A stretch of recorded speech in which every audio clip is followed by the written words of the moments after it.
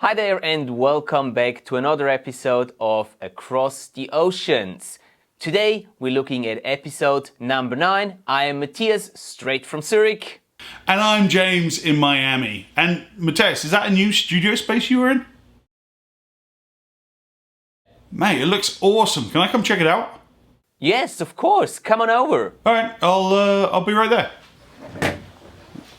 Hey, man. Hey, buddy. How are you? How you doing, man? Great Good to see you. Wow, what a setup. Thanks for dropping This by. is awesome. Glad What you a like studio, man. it. Glad you were able to take the time and come and visit. Absolutely. Fantastic. Haven't been to Europe for a long old time, so it's a long overdue. And thanks for the invite, man. Really appreciate it. Anytime. You're welcome anytime. What are you doing here anyways? In transit, mate. Heading to Johannesburg for the sardine run.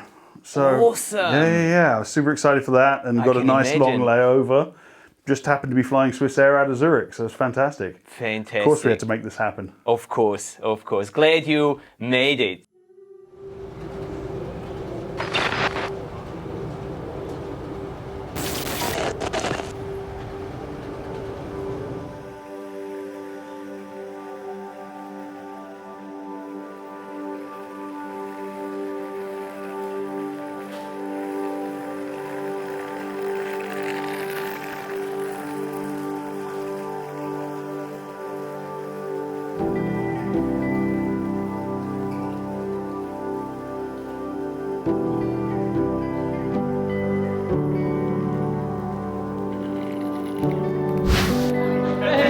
Buddy, how's it going, man? Buddy, Great to see you finally. good to see you too. Welcome to Zurich. Thank you, man. It's good to meet you. Hello. How was the flight? Long, but okay. Not too bad. You want me to grab something from you? Take that if you like. Appreciate it. Boom.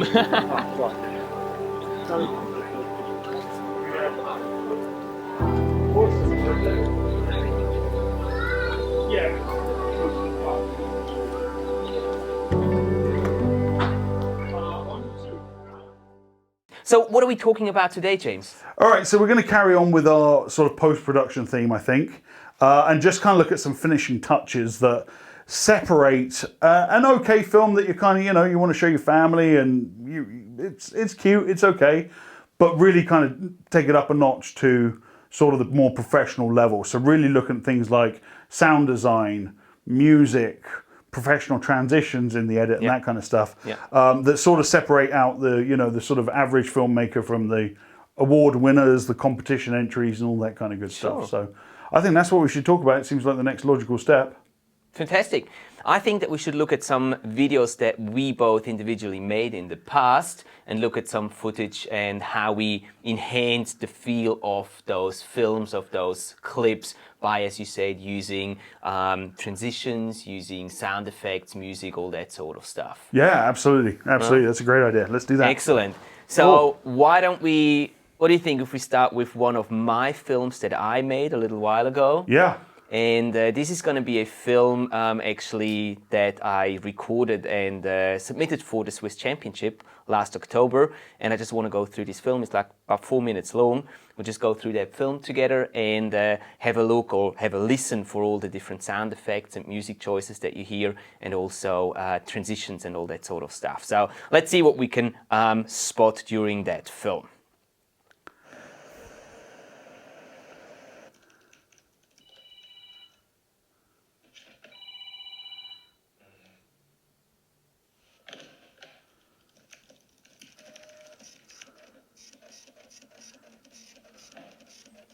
So these are actually all created sounds. Right. None of that is really native, Matthias. other than his voice, obviously. Tauchen wir ab. In 10 Minuten. Bis grad. So there the music starts to give it a little bit of extra drive. Pick up the pace. Exactly. You got the graphics there as well, look awesome. Yep. And again, here all the sounds that you can hear. The car driving away, all that sort of stuff. Oh, That's that wasn't all... your real wheel spin? No, it wasn't. Not with that car. Sounds more like a Ferrari. Engine revving. Excellent. And the rain sound as well, the pitter patter. I didn't add any rain sound. If you hear any rain sound, It's natural. it's natural. And so we have a very, very rough change in the tonality of the film here, from the speedy getting onto the dive site to now this very serene underwater world where you can see the water droplets on the surface. And it just changes the pace instantly. Yeah, yeah, And it sticks with the story that you're telling because you're talking about stress relief. correct. And how diving calms you. Yeah. And is your, you know, your stress reliever, and that music just kicks in. You're like, Exactly. That was the whole purpose. Perfect. The aim of that film, of that very drastic cut in pace and in rhythm, to just show the hectic office life on one side and the very relaxed state that you get when going underwater. yeah. So obviously we found some cool creatures there, a pike. Pike, I was going to say. And this is actually all filmed very shallow. I know sometimes it seems like it's deeper down, but this is all, we haven't been any deeper than 6 meters on the entire dive. Everything is very shallow, also to get plenty of natural light in there. Yes, I was using artificial light as well here, but it's mainly using natural light and staying shallow. It was also cold in the Swiss lake, so Yeah, we of didn't want to course. go too far, too deep. So also I'm noticing as well, something that I do and I know you do as well, the cuts between shots are happening on the beat with the music. Absolutely. And that reinforces the storytelling as well, because you're tying the music to the film together so that one is complementing the other. Yeah, absolutely. I think that is crucial to make the whole thing a round piece of imagery, piece of film, Yeah, really. that's a beautiful shot right there. Yeah. It's actually not too bad diving in beautiful. Switzerland. Beautiful. You just got to find the right places.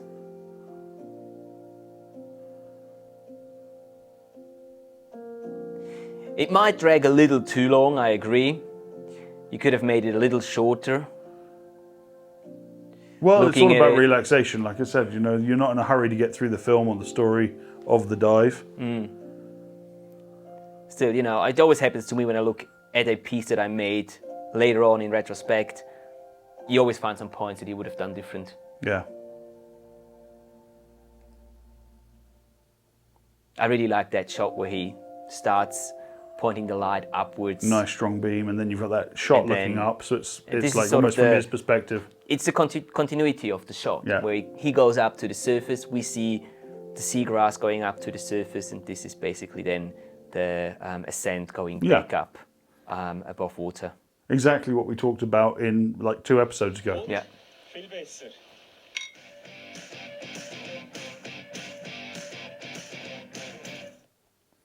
So that was shot out of turn, right? Because the ending there where he's still in his suit, you shot it before the dive. No, we actually shot it after the Oh, you dive. did? He got We changed did. back into Yeah. his suit? Yeah. That's impressive. Yeah, we did. That's a good effort from a Yeah. production point of view. Because it was the whole thing was that we only had that one single day to shoot it, and the underwater stuff was crucial to us to get as much good underwater footage Yeah. as possible. So we went right into the water after we captured that. We actually captured the underwater stuff first. Then we drove an hour back to the office. We captured the office stuff, and then we went back to actually hand in the footage, and that's where we shot the last sequence at the Wow. pier. Wow. So it was a little bit over the place because we only had that one day, and logistics was a bit difficult. Do what you got to do. That's Exactly. it. Exactly. Get it done. Yeah, so I think it is quite a good example of showing you how much music can make a difference in the whole rhythm of a piece, and how you can also divide a piece into 2 different, very distinct areas. Yeah. Change the pace of the whole thing, Exactly. change the feel, change the whole emotion. Yes, absolutely. Absolutely. Yeah, Yeah, for fantastic. sure. So, this is from my perspective when we talk about the film that I wanted to show to Sure. demonstrate the use of music and sound effects. Now, you've got something prepared as well. Do you want to go right into it, or do you have anything else that you want to add to the piece that we just saw? Yeah, let's go right into it, and I'll kind of talk through my choices here when I was editing this sequence. So this Excellent. is just the last portion of a video that I did when I was setting up my new camera rig. just to introduce the piece and why we're starting sort of, right towards the last third. So I showed about the equipment choices at the start of the video and why I chose the pieces that I chose, and I did a time lapse of me building the rig, and then obviously take it diving and show some test footage. Okay. So the first shot there is actually on a GoPro on an underwater tripod that I'm showing to try and establish me getting the rig balanced. Yeah. And then we cut straight to. Cool. So again, that cut is on the music coming in when the beat drops. There's a little bit of tinkling intro, and then boom, the beat drops. So the theme for the music and the emotion I'm trying to pick here is something a little bit more upbeat than I normally would do, even though this is like a slow motion shot of some tech divers doing a training dive, and everything's kind of chill and sedate, shooting in 60p. Very cool. And slowing it down. Very nice colors. Nice colors. It's bright, so it's not too mellow. Yeah. Diving in the Keys isn't too mellow. You've got a lot going on. You've got a lot of fish action and a lot of color. So I wanted to pick music that's going to, not put you to sleep, but also not be too over the top. So something just kind of medium tempo. Something happy, something upright. Yeah, bright. It's a sunny day. You're in the Keys, like something like that. Very nice. And the other thing when you're picking music for video is don't just pick music that you listen to. Yeah. Right? I'm a rocker at heart. You know that. I love my rock and roll. If I put rock and roll to this film, it wouldn't be right. It wouldn't feel right. Yeah. It's not going to give it the right film. Yeah. I would never sit at home and listen to this type of music, but it works perfectly for this exact film. I agree. Found a whole family of lobster. Very cool. They just wanted to pose. They were all trying to get in front of each other and hey, look at me, I'm gorgeous. Yeah. So I quite like that shot just under the boat at the end of the first dive. Also with the sun rays penetrating the water and shining in there, looks really pretty. Yeah. Very cool. So again, editing to the beats, getting the cuts on the beats, and one of my top tips for doing that is really, when you're on your timeline, stretch out your audio tracks so you can see where your beats are, because they're going to be your peaks, and then you can just line your cuts up with the video track real easy. And again, I know you do the same thing. Any underwater shots you see on my channel, first thing I do when I'm editing it is delete the native audio. It's gone.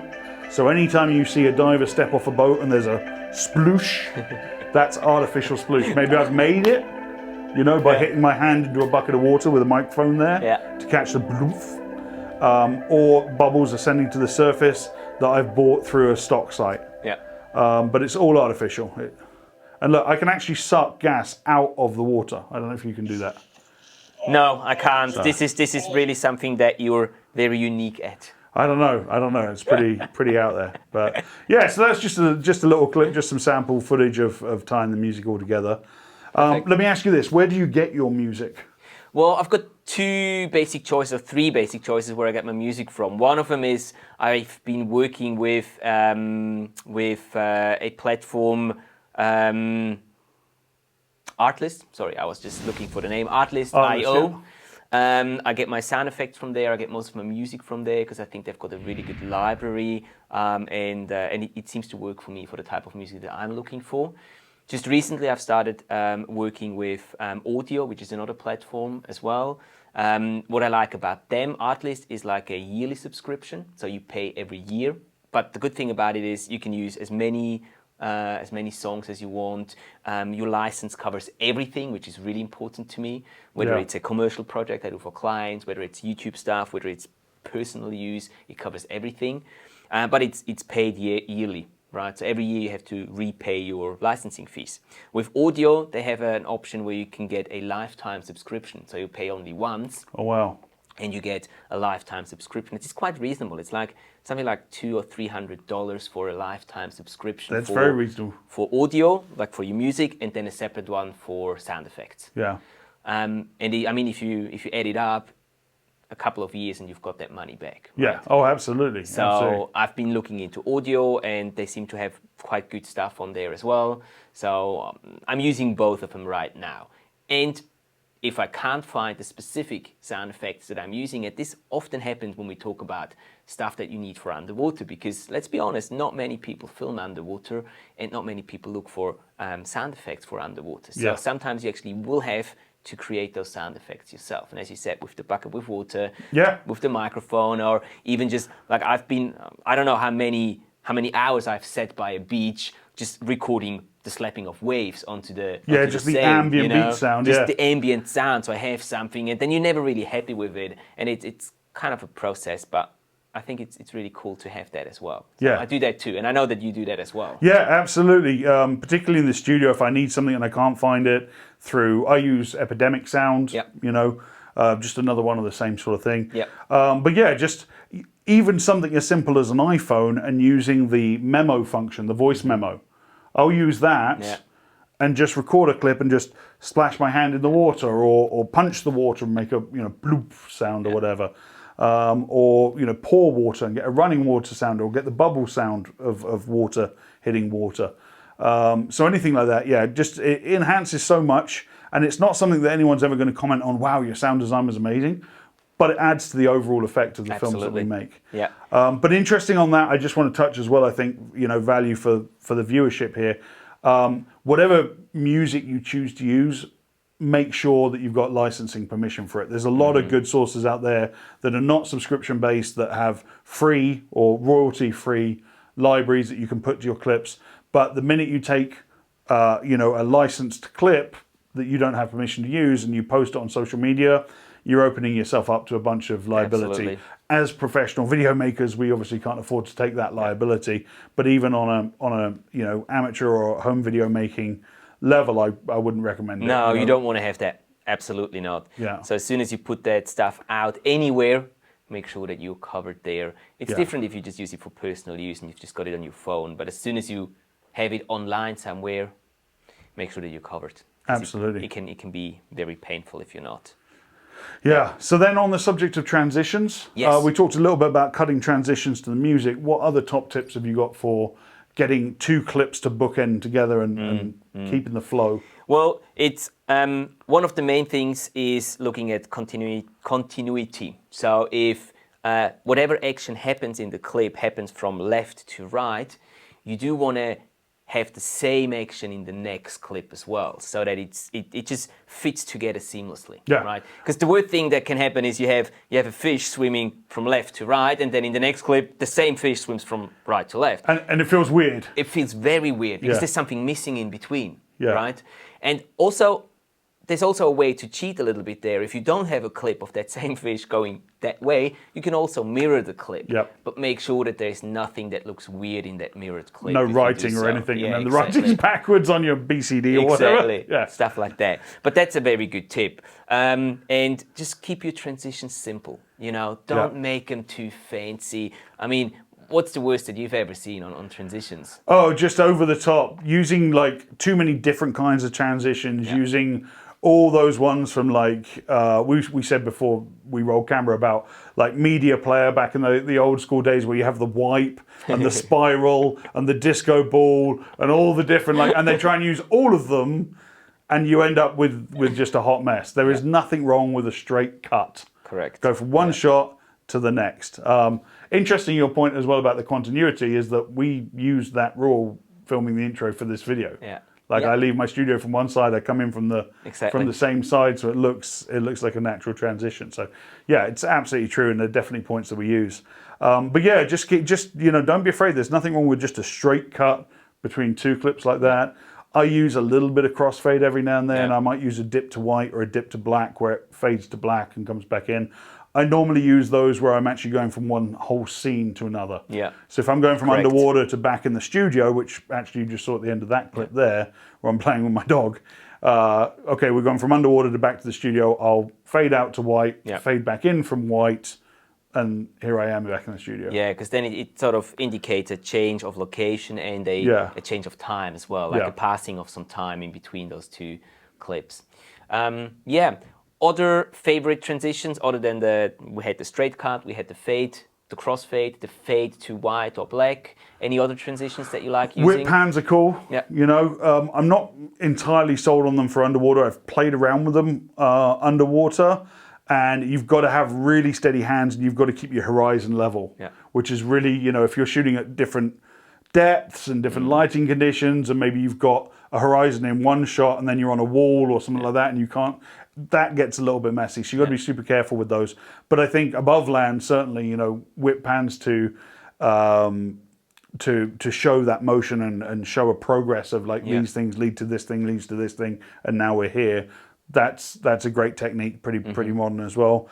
Also, big fan of the quick cuts, punch in, punch out. Yeah. Stuff like Edgar Wright does a lot of that. The film director, if you've seen like Hot Fuzz Yeah. or Shaun of the Dead, those kind of movies, where he has a quick cuts and it's punch in, punch out, punch in, punch out, punch in, punch out, and it just like creates pace. Yeah. Really. Yeah. Love that. So I've been playing around with that a little bit, but I'm not Cool. good at it yet. Cool.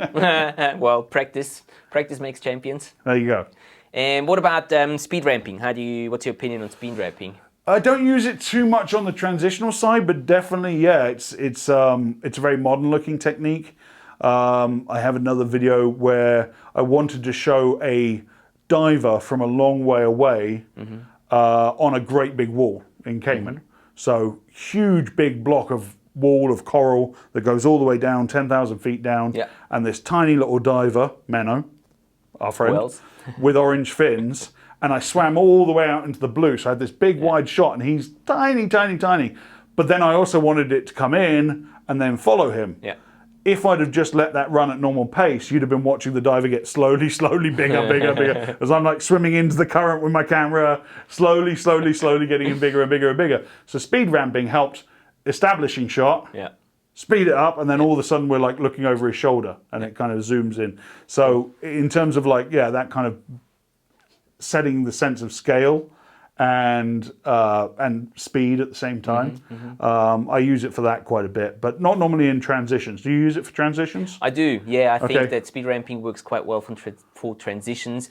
I've started using it on land, on sort of above water clips first, and then underwater it's a little more challenging, I find, because you have those little micro jitters underwater, which doesn't really make a big difference. Like, it doesn't really bother me when I look at normal footage, but when I speed ramp it up, Yeah. you can see those. Yeah, because it bounces. And Yeah. sometimes it just doesn't work, sometimes it works, but I think it's a really cool thing to transition from one scene into another scene where you have like a long swim, as you just described before, and you go into like a dive site, into a scene, and then you can speed it up and you can come out on the other side again with that. So you can add two clips that would just be not very interesting by themselves, but you can make it more interesting adding that speed ramping transition in between. So yeah, it's something that I use, not extensively. As said before, I wouldn't use any fancy transitions too often. Yeah, definitely Keep not. it clean, keep it simple. It's normally the best way, from my point of view, to go with this stuff. Yeah, absolutely. Cool. So, do we have any other topics that we wanted to cover today? I think that's pretty much good. it. I think we're You're good. sweating there. You're not used to my Cooking studio me, man. lights, You're are cooking me. You're cooking me. Why are you cooking me? Awesome. Well, so there you go, guys. This is Across the Oceans episode 9 on how to fine-tune your underwater films and your edits with little tweaks and tips how you can get them even more cinematic and better looking. Hopefully you learned something in today's episode. Hopefully we were able to give you something on the way and you can incorporate that on your next film project. It's been great having you physically here in Zurich. How about that? I can't believe you made it all the way to Zurich for this episode. Really thrilled, grateful you were here. And, well, next time is probably going to be online again, I'm guessing. It will. I think we're going to move on to talking about traveling with camera gear. Awesome. More on sort of the practical tips of packing, padding, protecting, all that kind of stuff when it comes to, we've convinced you maybe to step up from a GoPro to something like this. How do you protect your investment when you're slinging your luggage onto an airplane to go off to some tropical locale to shoot some amazing scary footage? stuff. So yeah, definitely scary stuff. But I think that's the next logical step for us. So we'll talk a little bit about traveling with our gear. Excellent. And yeah, we'll see where it goes from there. I mean, I'm still loving the series. It just I learn so Absolutely. much, and we just keep following the path. Yeah, love it. Fantastic. Cool. Well, thank you very much for being here, James. Mate, loved it. Thank you so much for your hospitality as well. As always, anytime, you're more than welcome here. And thank you guys for tuning in and watching.